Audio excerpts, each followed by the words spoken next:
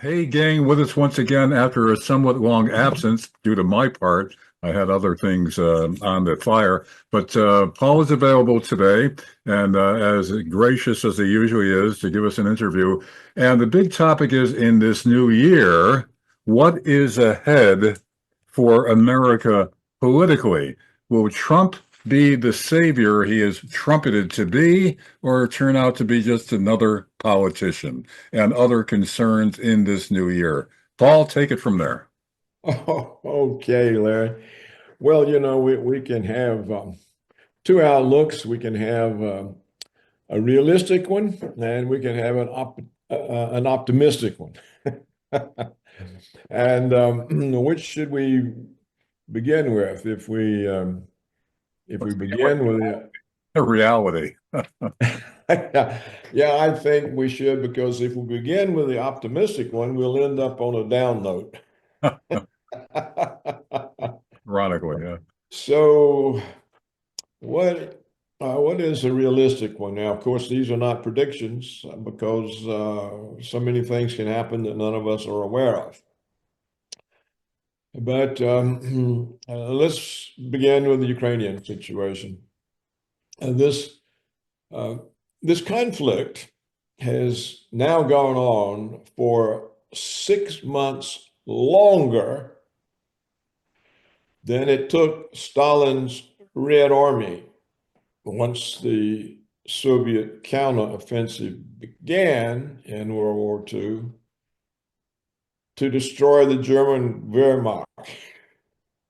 So Putin has been fighting in Ukraine over a few kilometers for 6 months longer than it took Stalin to drive the Germans out of Russia and Eastern Europe and enter into Berlin.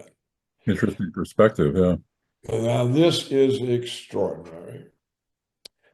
Now, the consequence of this, of course, has been to greatly weaken Putin and the Kremlin in negotiations, because they have come across as not really being very militarily capable, of not understanding, of not being prepared for the conflict, and not understanding it was something they needed to quickly get over before the West could get all involved. And now the West is so involved.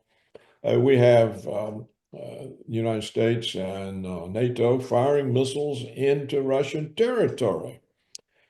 And still, the foreign minister says this doesn't mean we're at war. Well, one of the most worrisome results of this for the Kremlin is that now both China and Brazil and other members of the BRICS are pressuring Putin to come to some kind of terms with Washington to end this conflict, because it's in the way of them making money. It's in the way of the development of BRICS.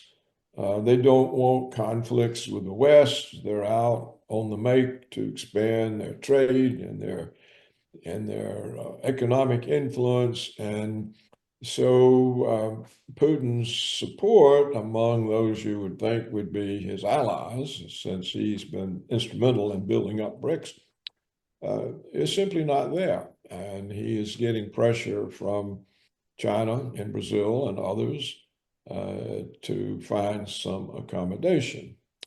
And we see both Lavrov, the Russian foreign minister, and Putin himself expressing over and over their willingness to negotiate. Yeah. Well, when you express that, you're telling Washington that they can have a big say in what the deal is.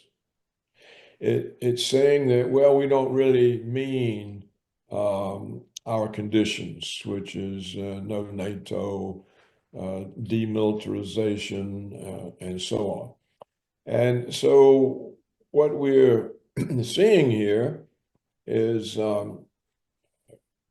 Ukraine having a growing likelihood of being a defeat for Russia. Now, that, of course, will not play well inside Russia. It will cause more opposition to Putin.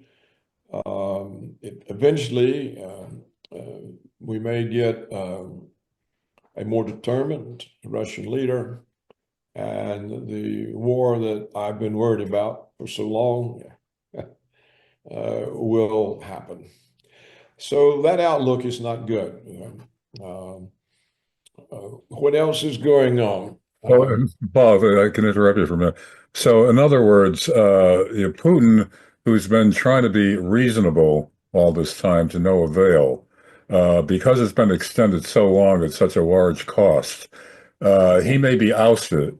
And then the Russian equivalent of our neocon warhawks will take control, and that dramatically increases the likelihood of a wider war involving the West.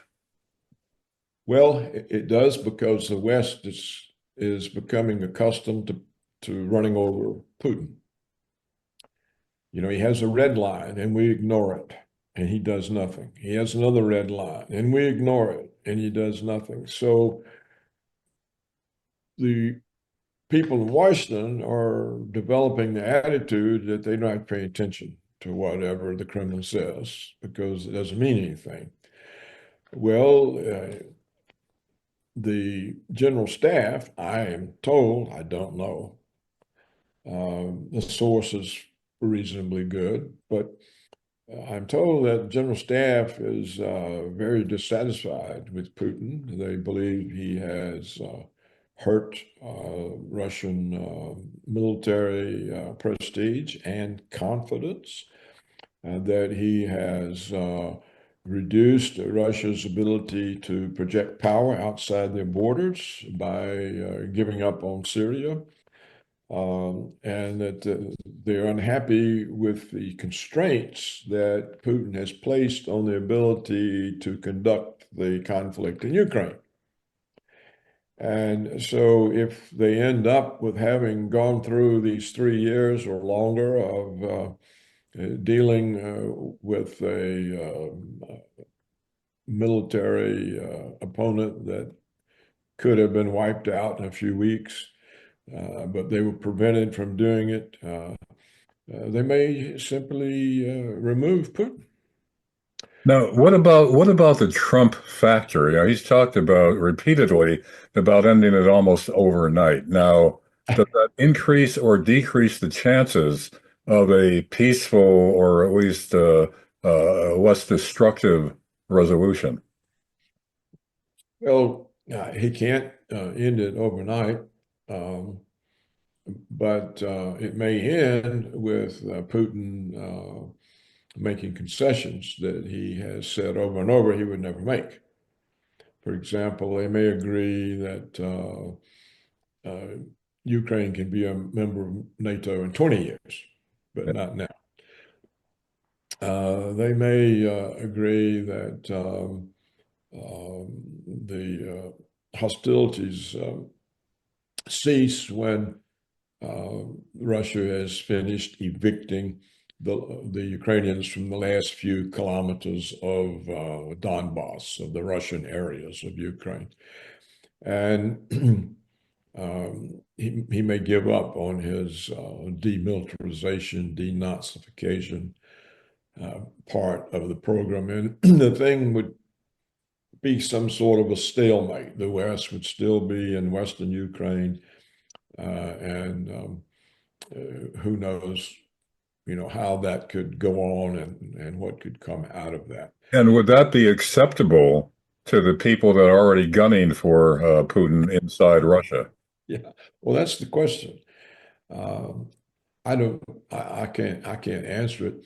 I suspect it would be initially, but it will lead to more pressures on Russia because we don't know what's going to happen in the Middle East. You see, um,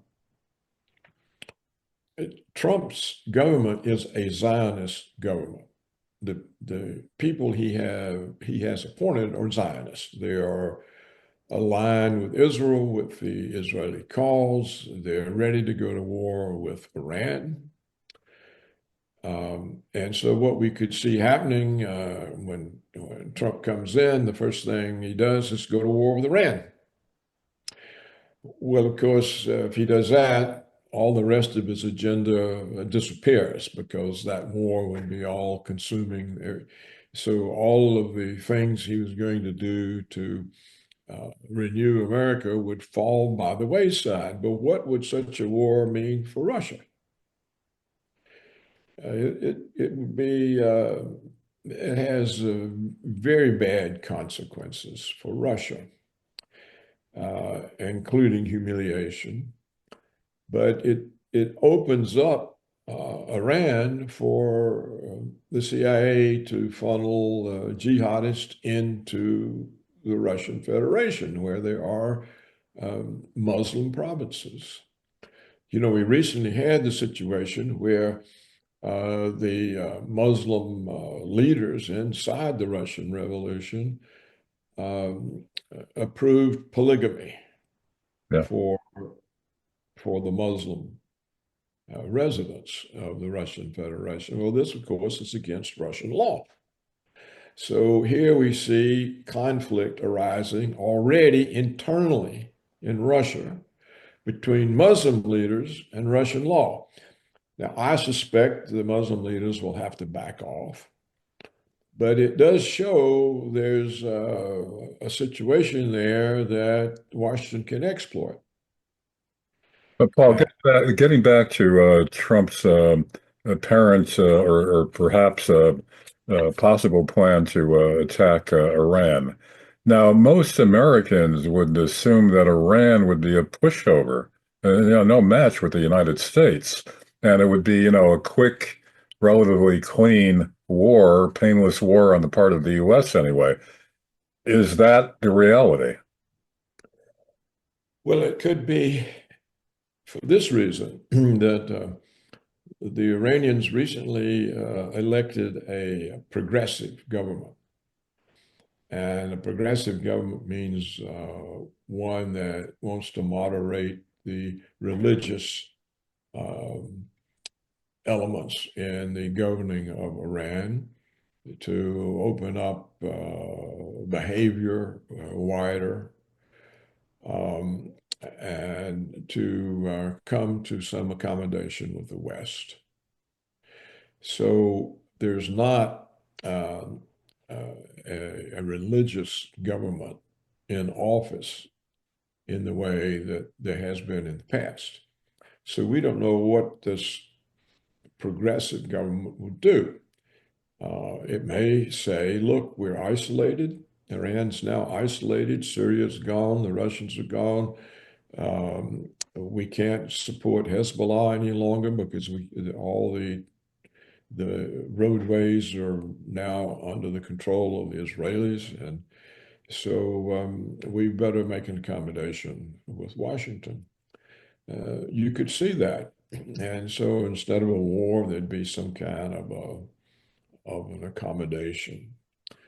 On the other hand, the hawks in Washington and in Israel may want the war so bad they will refuse an accommodation.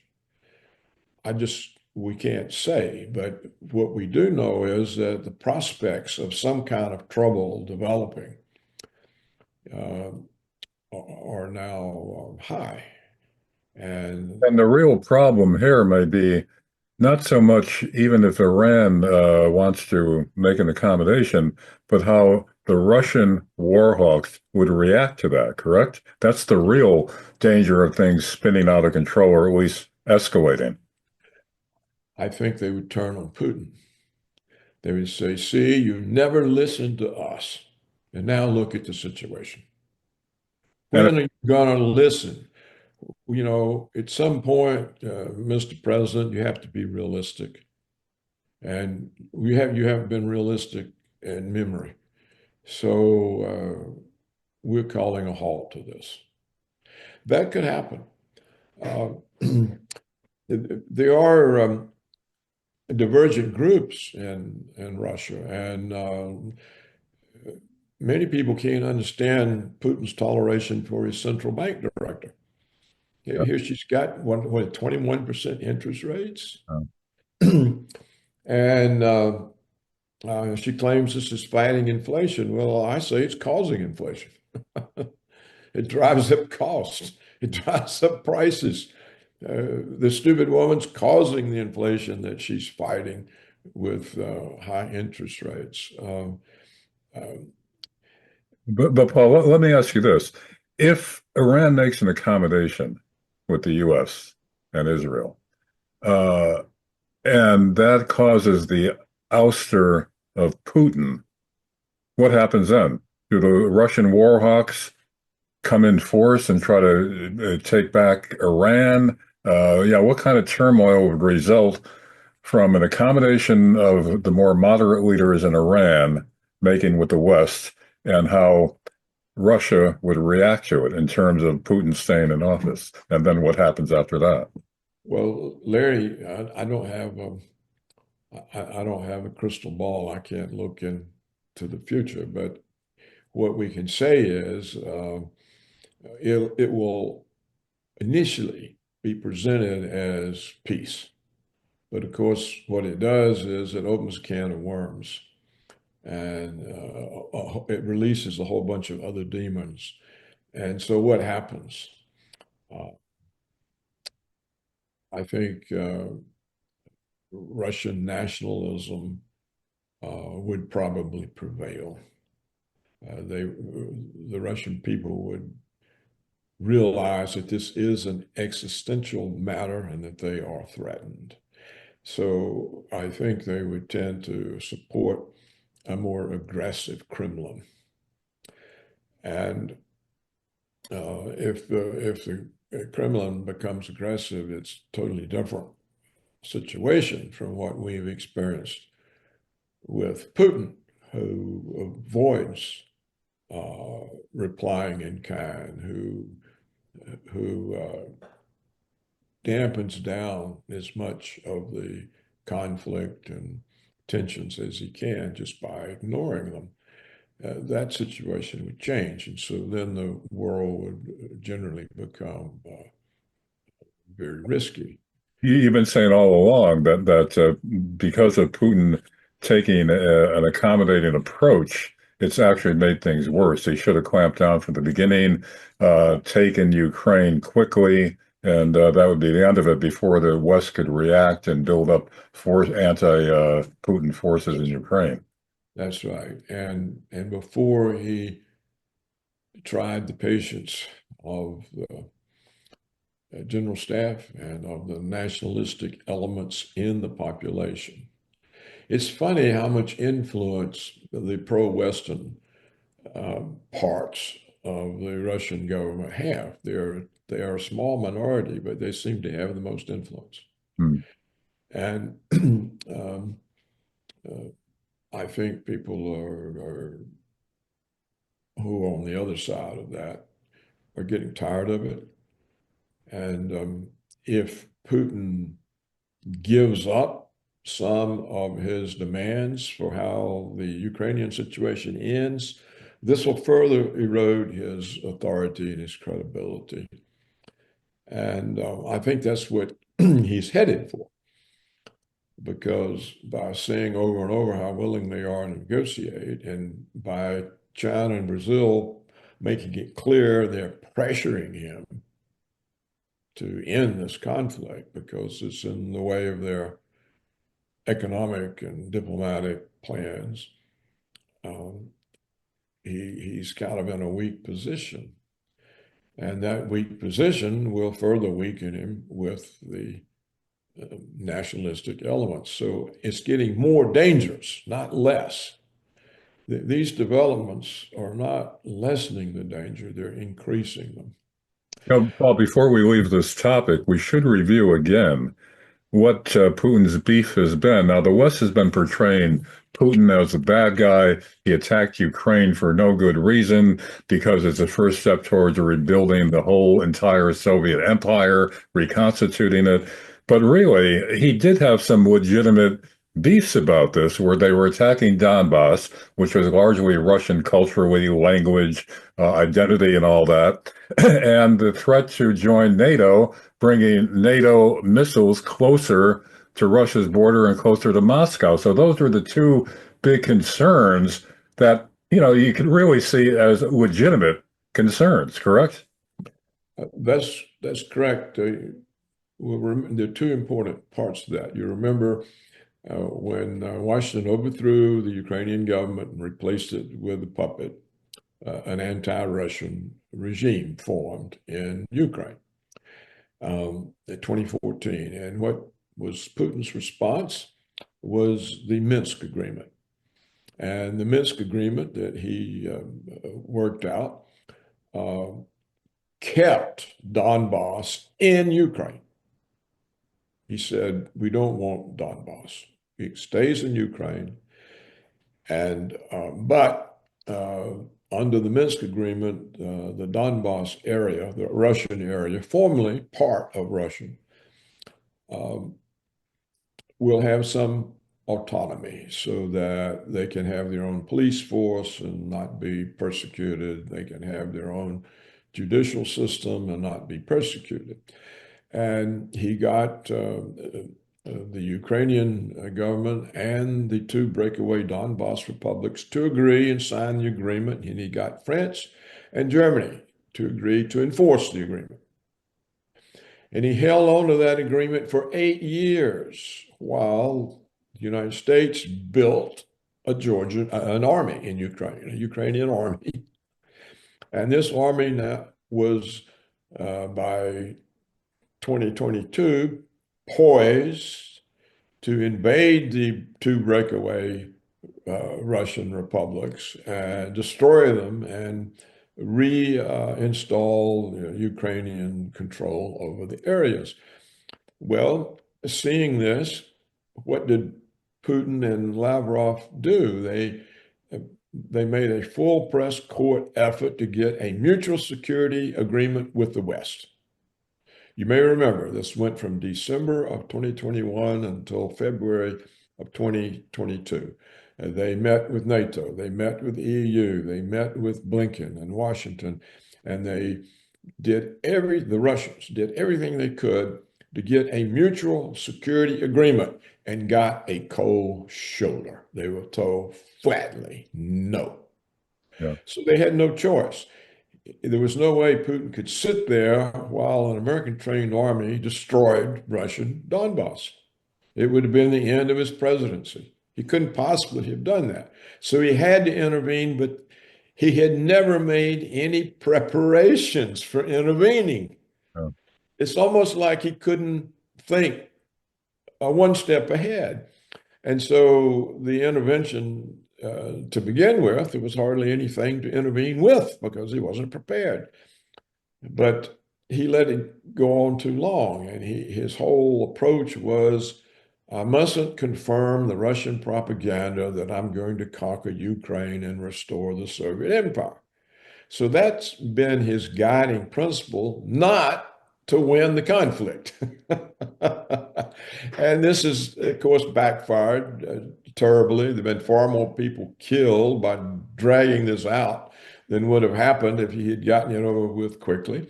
But again, he was not prepared. I call him Putin the unready. He wasn't unready for the Georgian invasion of South Ossetia. He wasn't ready for the American overthrow of the Ukrainian government. He wasn't ready for 2022. He's never ready. He's never prepared. And I think this has worn out his credibility. And in the West, they don't pay attention to what he says any longer. So you have to take into account that he relied on the Minsk agreement. And we later had both the German chancellor and the French president publicly say, yes, we used the amendment to deceive Putin while the Americans built an army. Yeah. And we know that the diplomatic efforts that Putin and Lavrov made at the close of 2021, beginning of 2022, got a cold shoulder. They were flatly refused a mutual security agreement. So it's not their fault, except that Putin was never ready. That played into it. If he had been ready, put his foot down hard the first time, this would have developed differently. But he was never ready. He didn't put the foot down. And so it's just kind of built and built and rolled and rolled. And we now have missiles in Ukraine on Russia's border, and we fire them off. The missiles are there now without Ukraine being a member of NATO. Yeah. Matter of fact, Paul, for the viewers that may have forgotten or may be too young to remember, the 1962 Cuban Missile Crisis, when Khrushchev brought nuclear missiles into Cuba 90 miles off our shore, we almost went to war with the then Soviet Union because of the threat of those missiles close to our territory. Now the situation is the reverse. We've got missiles right up against Russia, actually being fired into Russia, and we don't expect Russia to react to that. And they're not, except with words, Yeah. which are now discounted. So it's a deplorable situation, and I think the way it's structured, it can only get worse. We've covered it. And I think Putin is wearing out the patience of the general staff of Russian nationalists, because one of the things he did do successfully was to use the war to kind of stir up nationalism, and now it's there. And the Russians expect some kind of victory. They don't expect some sort of diplomatic solution that defeats the announced purposes. So anyhow, to get on with this,